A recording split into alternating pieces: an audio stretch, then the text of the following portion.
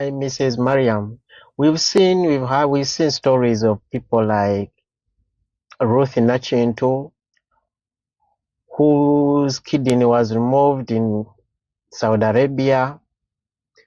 There is a story of Miss Mire Namazi, who was in Saudi Arabia, and the family traveled to Egypt where she lost her life. There is another story of Rachel Namitala,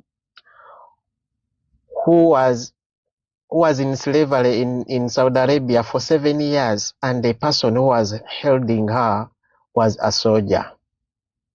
Why is it that we don't see government coming up to follow up these, and there is no accountability?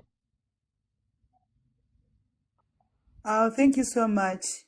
For many women that have been already victims of this, I still feel sorry, and I cannot keep saying, I can't heal.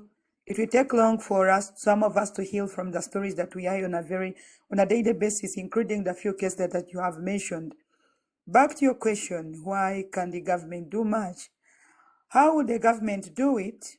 Yet most of the officials are the very people that are into this, because you yourself, you've mentioned the soldier, and away from the one that you've mentioned, the case that I have just narrated, the culprit was the chairman NRM in Bugisu region, and many others, because I've encountered many that we cannot say and finish.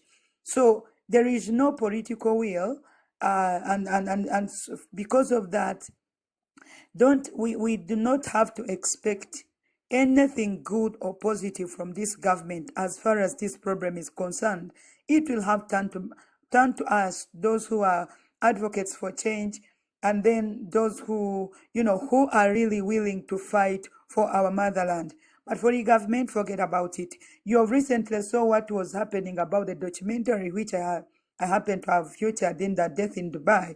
You saw these people in parliament, the parliamentarians, where they are just yapping and making unnecessary noise. And yet most of them are more than Abe. So they spoke about it, and that is it. You will never see them speaking about it again. And why? Because most of them are involved directly into this. There was an MP from Ntungamo who was accused of trafficking. Well, the lady, the victim, went and opened up a case, but this gentleman, the MP, comes from Murhama district. The Mama Janet Museveni comes from Murhama, so the victim, she's even still on media trying to make noise and so that she can get help. No one is willing to listen to her case. Many of the export labor companies, you see, are owned by government officials. That is something that we cannot shy away. Ministry of Labor officials are the ones, embassy officials are the ones into this business. So how will they how can they be against their own businesses? That cannot be. So it comes back to us. It comes back to abantu ba bulijjo, I may say, to take on the fight until we will win this. Thank you so much.